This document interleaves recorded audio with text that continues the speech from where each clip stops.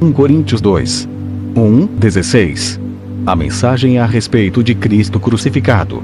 Meus irmãos, quando fui anunciar a vocês a verdade secreta de Deus, não usei muitas palavras nem grande sabedoria. Porque, quando estive com vocês, resolvi esquecer tudo, a não ser Jesus Cristo e principalmente a sua morte na cruz. Quando visitei vocês, eu estava fraco e tremia de medo. O meu ensinamento e a minha mensagem não foram dados com a linguagem da sabedoria humana, mas com provas firmes do poder do Espírito de Deus. Portanto, a fé que vocês têm não se baseia na sabedoria humana, mas no poder de Deus. Porém, para os que são espiritualmente maduros, anunciamos uma mensagem de sabedoria. Mas não é de uma sabedoria deste mundo, nem a dos poderes que o governam e que estão perdendo seu poder. A sabedoria que anunciamos é a sabedoria secreta de Deus, escondida dos seres humanos, a sabedoria que o próprio Deus, antes mesmo da criação do mundo, já havia escolhido para nossa glória. Nenhum dos poderes que agora governam o mundo conheceu essa sabedoria. Pois, se a tivessem conhecido, não teriam crucificado o glorioso Senhor. Porém, como dizem as Escrituras Sagradas, o que ninguém nunca viu nem ouviu, e o que jamais alguém pensou que podia acontecer, foi isso o que Deus preparou para aqueles que o amam. Mas foi a nós que Deus, por meio do Espírito, revelou o seu segredo. O Espírito Santo examina tudo, até mesmo os planos mais profundos e escondidos de Deus. Quanto ao ser humano, somente o Espírito que está nele é que conhece tudo a respeito dele. E, quanto a Deus, somente o seu próprio Espírito conhece tudo a respeito dele. Não foi o Espírito deste mundo que nós recebemos, mas o Espírito mandado por Deus, para que possamos entender tudo o que Deus nos tem dado. Portanto, quando falamos, nós usamos palavras ensinadas pelo Espírito de Deus, e não palavras ensinadas pela sabedoria humana. Assim explicamos as verdades espirituais aos que são espirituais. Mas quem não tem o Espírito de Deus não pode receber os dons que vêm do Espírito, de fato, nem mesmo pode entendê-los. Essas verdades são loucura para essa pessoa, porque o sentido delas só pode ser entendido de modo espiritual. A pessoa que tem o Espírito Santo pode julgar o valor de todas as coisas, porém ela mesma não pode ser julgada por ninguém. Como dizem as Escrituras Sagradas, quem pode conhecer a mente do Senhor? Quem é capaz de lidar com conselhos? Mas nós pensamos como Cristo pensa. 2 Coríntios 5. 1:21. Amizade com Deus por meio de Cristo. De fato, nós sabemos que, quando for destruída esta barraca em que vivemos, que é o nosso corpo aqui na terra, Deus nos dará, para morarmos nela, uma casa no céu. Essa casa não foi feita por mãos humanas. Foi Deus quem a fez, e ela durará para sempre. Por isso gememos enquanto vivemos nesta casa de agora, pois gostaríamos de nos mudarmos já para nossa nova casa no céu. Aquela casa será o nosso corpo celestial, e quando nos vestirmos com ele, não ficaremos sem corpo. Gememos aflitos enquanto vivemos nesta barraca, que é o nosso corpo. Isso não é porque queiramos ficar livres do nosso corpo terreno. O que desejamos é receber o corpo celestial para que a vida faça com que o que é mortal desapareça. E foi Deus quem nos preparou para essa mudança e nos deu o seu Espírito como garantia de tudo o que Ele tem para nos dar. Estamos sempre muito animados, pois sabemos que, enquanto vivemos neste corpo, estamos longe do lar do Senhor. Porque vivemos pela fé e não pelo que vemos. Estamos muito animados e gostaríamos de deixar de viver neste corpo para irmos viver com o Senhor. Porém, acima de tudo, o que nós queremos é agradar o Senhor, seja vivendo no nosso corpo aqui, seja vivendo lá com o Senhor. Porque todos nós temos de nos apresentar diante de Cristo para sermos julgados por Ele. E cada um vai receber o que merece, de acordo com o que fez de bom ou de mal na sua vida aqui na terra. Sabemos o que quer dizer temer o Senhor, e por isso procuramos levar as pessoas à verdade. Deus nos conhece completamente, e espero que no seu coração vocês me conheçam também. Não estamos querendo nos elogiar a nós mesmos outra vez para vocês. Pelo contrário, queremos lhes dar motivo para terem orgulho de nós a fim de que tenham o que responder aos que se sentem orgulhosos por causa da aparência de uma pessoa e não por causa do que ela é. Pois, se estamos loucos, é em favor de Deus. E, se temos juízo, é em favor de vocês. Porque somos dominados pelo amor que Cristo tem por nós, pois reconhecemos que um homem, Jesus Cristo, morreu por todos, o que quer dizer que todos tomam parte na sua morte. Ele morreu por todos para que os que vivem não vivam mais para si mesmos, mas vivam para aquele que morreu e foi ressuscitado para a salvação deles. Por isso, daqui em diante, não vamos mais usar regras humanas quando julgarmos alguém. E, se antes de nos termos tornado cristãos, julgamos Cristo de acordo com regras humanas, agora não fazemos mais isso. Quem está unido com Cristo é uma nova pessoa. Acabou-se o que era velho, e já chegou o que é novo. Tudo isso é feito por Deus, o qual, por meio de Cristo, nos transforma de inimigos em amigos dele. E Deus nos deu a tarefa de fazer com que os outros também sejam amigos dele. A nossa mensagem é esta: Deus não leva em conta os pecados dos seres humanos e, por meio de Cristo, Ele está fazendo com que eles sejam seus amigos. E Deus nos mandou entregar a mensagem que fala da maneira como Ele faz com que eles se tornem seus amigos. Portanto, estamos aqui falando em nome de Cristo, como se o próprio Deus estivesse pedindo por meio de nós. Em nome de Cristo nós pedimos a vocês que deixem que Deus os transforme de inimigos em amigos dele. Em Cristo não havia pecado. Mas Deus colocou sobre Cristo a culpa dos nossos pecados para que nós, em união com Ele, vivamos de acordo com a vontade de Deus. 1 Reis 8, 22, 61 Salomão ora a Deus. Então, na presença de todo o povo reunido, Salomão foi e ficou em frente do altar. Levantou as mãos para o céu e disse: Ó Senhor, Deus de Israel, não há Deus igual a ti em cima no céu nem embaixo na terra. Tu cumpres a aliança que fizeste com teu povo e lhes mostras o teu amor quando eles, com todo o coração, vivem uma vida de obediência a ti. Pelo teu poder cumpriste a promessa que fizeste a Davi, o meu pai. No dia de hoje todas as palavras da tua promessa foram completamente cumpridas. E agora, ó Senhor, Deus de Israel, eu te peço que cumpras a outra promessa que fizeste ao meu pai quando lhe disseste que sempre haveria um descendente dele governando como rei de Israel, contanto que eles te obedecessem com o mesmo cuidado com que ele obedeceu. Portanto, ó Deus de Israel, faze com que se cumpra aquilo que prometeste a Davi, o meu pai, teu servo. Mas será que, de fato, ó Deus, tu podes morar no meio de nós, criaturas humanas, aqui na terra? Tu és tão grande, que não cabes nem mesmo no céu. Como poderia este templo que eu construí ser bastante grande para isso? Ó Senhor, meu Deus, eu sou teu servo. Escuta a minha oração e atende os pedidos que te faço hoje. Olha de dia e de noite para este templo, o lugar que escolheste para nele seres adorado. Ouve-me quando eu orar com o rosto virado para este lugar.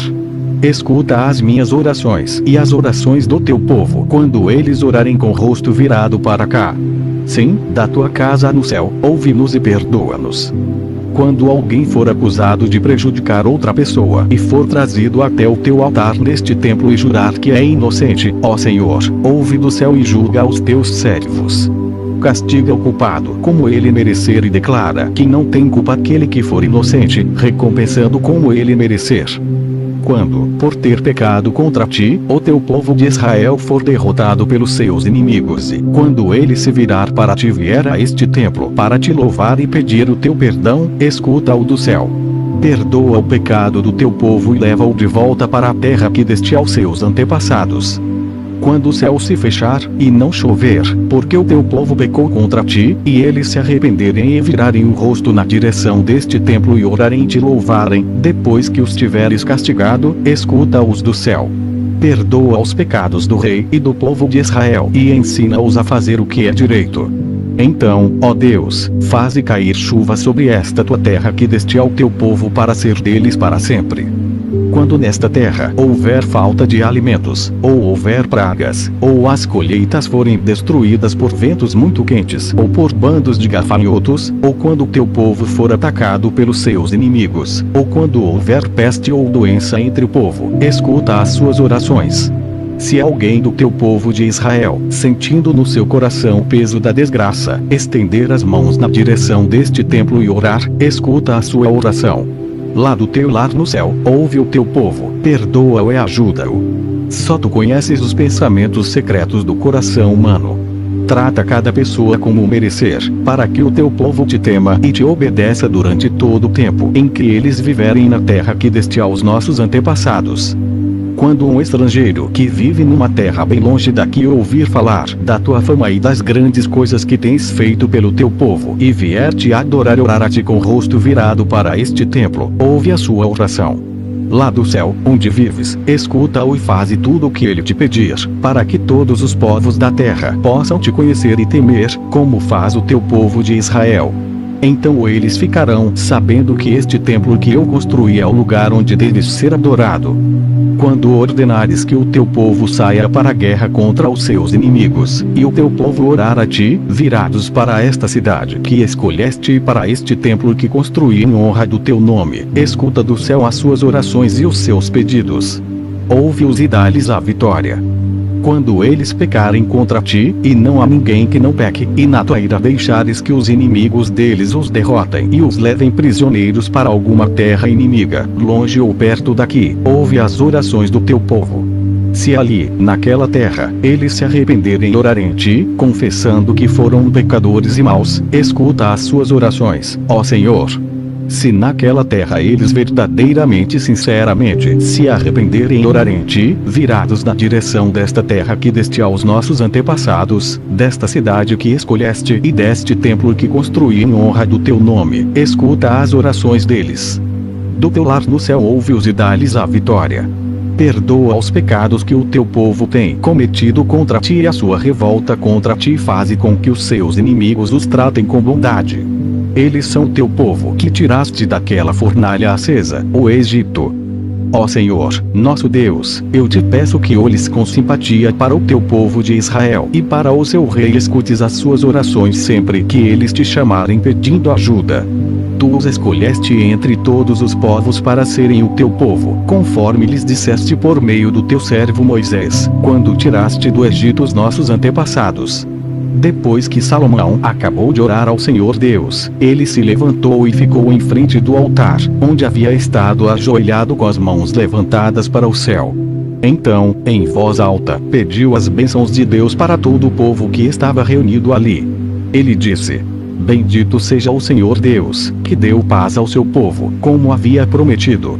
Ele tem cumprido todas as abençoadas promessas que fez por meio do seu servo Moisés. Que o Senhor, nosso Deus, esteja conosco assim como esteve com os nossos antepassados. Que Ele nunca nos deixe, nem nos abandone.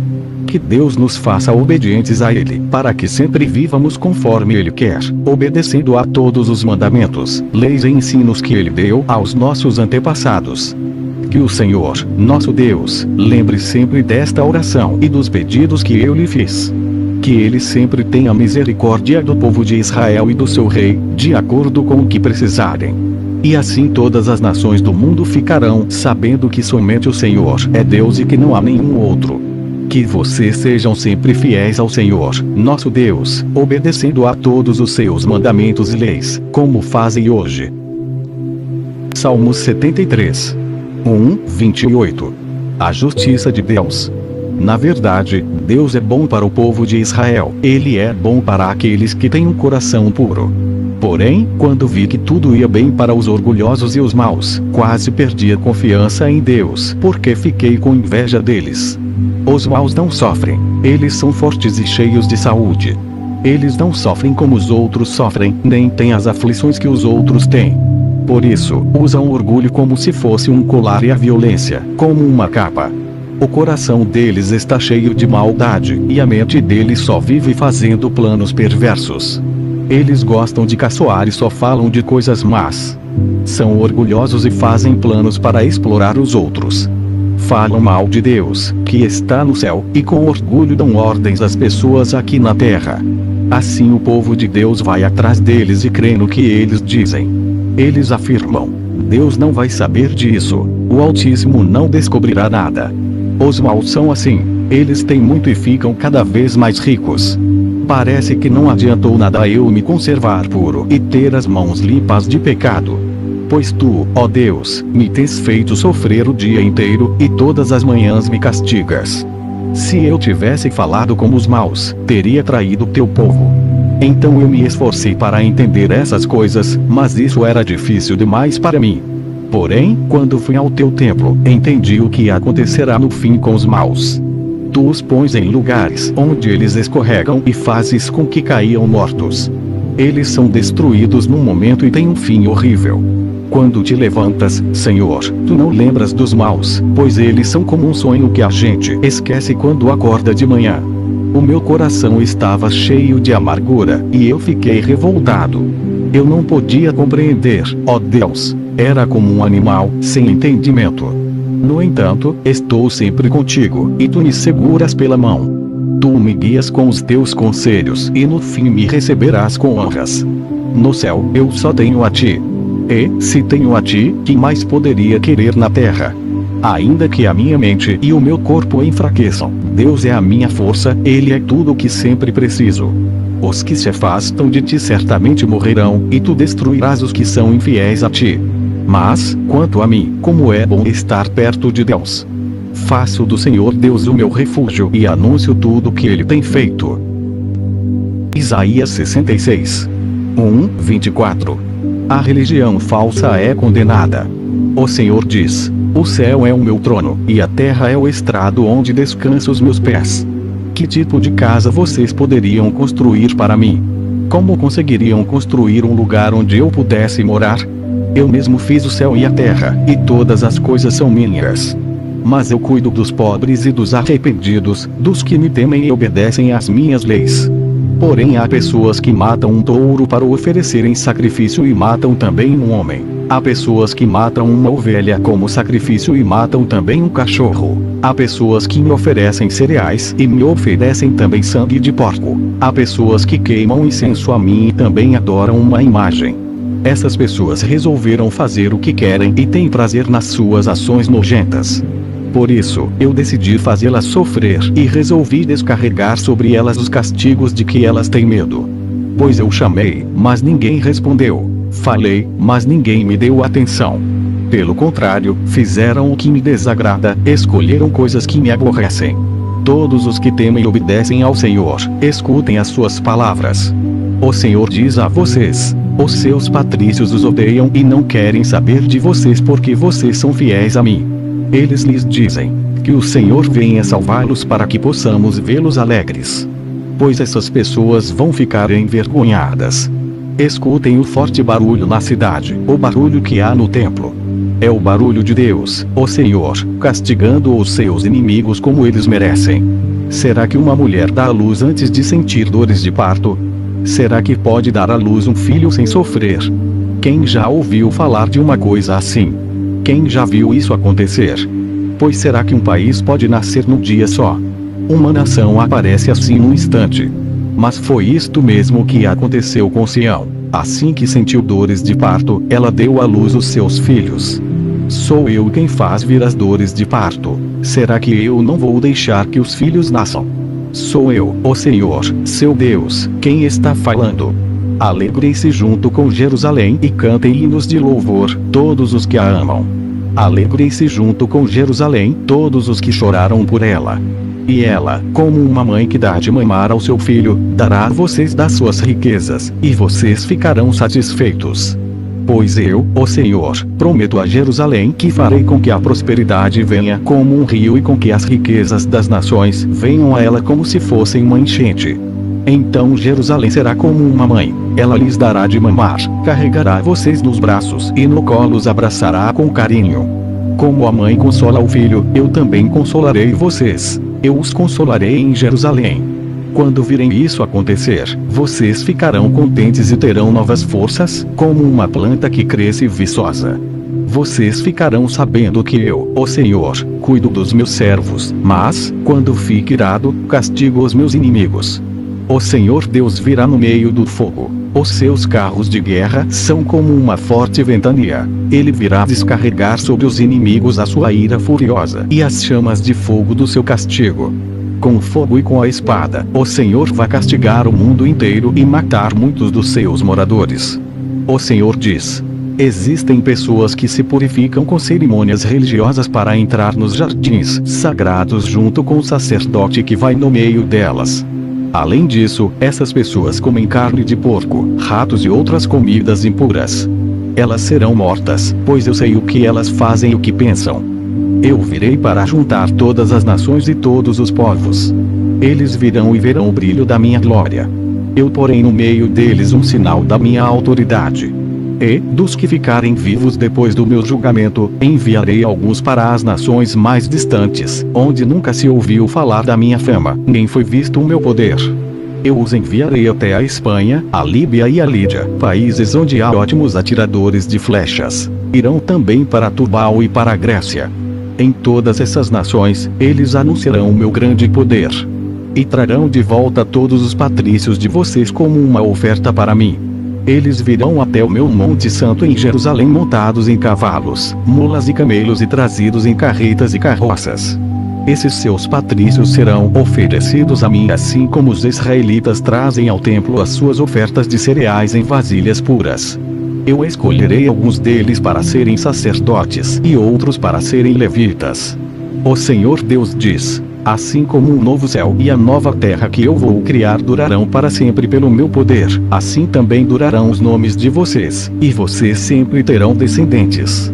Em todas as festas da lua nova e em todos os sábados, pessoas de todas as nações virão me adorar no templo. Depois, sairão da cidade e verão os corpos daqueles que foram mortos por terem se revoltado contra mim. Os vermes que os devoram nunca morrerão, e o fogo que os queima nunca se apagará. Todos terão nojo deles. Eu, o Senhor, falei. Filipenses 3. 1:21. Completamente unidos com Cristo. Para terminar, meus irmãos, sejam alegres por estarem unidos com o Senhor. Não me aborreço de escrever, repetindo o que já escrevi, pois isso contribuirá para a segurança de vocês. Cuidado com os que fazem coisas más, esses cachorros, que insistem em cortar o corpo. Porque os que receberam a verdadeira circuncisão fomos nós, e não eles. Nós adoramos a Deus por meio do seu Espírito e nos alegramos na vida que temos em união com Cristo Jesus em vez de pormos a nossa confiança em cerimônias religiosas como a circuncisão. É verdade que eu também poderia pôr a minha confiança nessas coisas. Se alguém pensa que pode confiar nelas, eu tenho ainda mais motivos para pensar assim. Fui circuncidado quando tinha 8 dias de vida. Sou israelita de nascimento, da tribo de Benjamim, de sangue hebreu. Quanto à prática da lei, eu era fariseu. E era tão fanático que perseguia a igreja. Quanto ao cumprimento da vontade de Deus por meio da obediência à lei, ninguém podia me acusar de nada. No passado, todas essas coisas valiam muito para mim, mas agora, por causa de Cristo, considero que não tem nenhum valor. E não somente essas coisas, mas considero tudo uma completa perda, comparado com aquilo que tem muito mais valor, isto é, conhecer completamente Cristo Jesus, o meu Senhor. Eu joguei tudo fora como se fosse lixo, a fim de poder ganhar a Cristo e estar unido com Ele. Eu já não procuro mais ser aceito por Deus por causa da minha obediência à lei. Pois agora é por meio da minha fé em Cristo que eu sou aceito. Essa aceitação vem de Deus e se baseia na fé. Tudo que eu quero é conhecer a Cristo e sentir em mim o poder da sua ressurreição. Quero também tomar parte nos seus sofrimentos e me tornar como ele na sua morte, com a esperança de que eu mesmo seja ressuscitado da morte para a vida. Não estou querendo dizer que já consegui tudo o que quero ou que já fiquei perfeito, mas continuo a correr para conquistar o prêmio, pois para isso já fui conquistado por Cristo Jesus. É claro, irmãos, que eu não penso que já consegui isso. Porém uma coisa eu faço: esqueço aquilo que fica para trás e avanço para o que está na minha frente. Corro direto para a linha de chegada a fim de conseguir o prêmio da vitória. Esse prêmio é a nova vida para a qual Deus me chamou por meio de Cristo Jesus. Todos nós que somos espiritualmente maduros, devemos ter essa maneira de pensar. Porém, se alguns de vocês pensam de maneira diferente, Deus vai tornar as coisas claras para vocês. Portanto, vamos em frente, na mesma direção que temos seguido até agora. Meus irmãos, continuem a ser meus imitadores. E olhem com atenção também os que vivem de acordo com o exemplo que temos dado a vocês. Já disse isto muitas vezes e agora repito, chorando. Existem muitos que, pela sua maneira de viver, se tornam inimigos da mensagem da morte de Cristo na cruz. Eles vão para a destruição no inferno porque o Deus deles são os desejos do corpo. Eles têm orgulho daquilo que devia ser uma vergonha para eles e pensam somente nas coisas que são deste mundo. Mas nós somos cidadãos do céu e estamos esperando ansiosamente o nosso Salvador, o Senhor Jesus Cristo, que virá de lá. Ele transformará o nosso corpo fraco e mortal e fará com que fique igual ao seu próprio corpo glorioso, usando para isso o mesmo poder que ele tem para dominar todas as coisas. Salmo 103. 22. Hino à bondade de Deus. Ó Senhor Deus, que todo o meu ser te louve. Que eu louve o Santo Deus com todas as minhas forças. Que todo o meu ser louve o Senhor, e que eu não esqueça nenhuma das suas bênçãos. O Senhor perdoa todos os meus pecados e cura todas as minhas doenças. Ele me salva da morte e me abençoa com amor e bondade. Ele enche a minha vida com muitas coisas boas, e assim eu continuo jovem e forte como a águia. O Senhor Deus julga a favor dos oprimidos e garante os seus direitos. Ele revelou os seus planos a Moisés e deixou que o povo de Israel visse os seus feitos poderosos. O Senhor é bondoso e misericordioso, não fica irado facilmente e é muito amoroso. Ele não vive nos repreendendo, e a sua ira não dura para sempre. O Senhor não nos castiga como merecemos, nem nos paga de acordo com os nossos pecados e maldades. Assim como é grande a distância entre o céu e a terra, assim é grande o seu amor por aqueles que o temem. Quanto o Oriente está longe do Ocidente, assim ele afasta de nós os nossos pecados. Como um pai trata com bondade os seus filhos, assim o Senhor é bondoso para aqueles que o temem. Pois ele sabe como somos feitos. Lembra que somos pó. A nossa vida é como a grama, cresce e floresce como a flor do campo. Aí o vento sopra, a flor desaparece, e nunca mais ninguém a vê. Mas o amor de Deus, o Senhor, por aqueles que o temem dura para sempre. A sua bondade permanece, passando de pais a filhos, para aqueles que guardam a sua aliança e obedecem fielmente aos seus mandamentos. O Senhor Deus colocou o seu trono bem firme no céu. Ele é rei e domina tudo. Louvem o Senhor, fortes e poderosos anjos, que ouvem o que ele diz, que obedecem aos seus mandamentos. Louvem o Senhor, todos os anjos do céu, todos os seus servos, que fazem a sua vontade. Louvem o Senhor, todas as suas criaturas, em todo lugar onde ele reina. Que todo o meu ser te louve, ó Senhor. Glória ao Pai, Filho, Espírito Santo. Amém.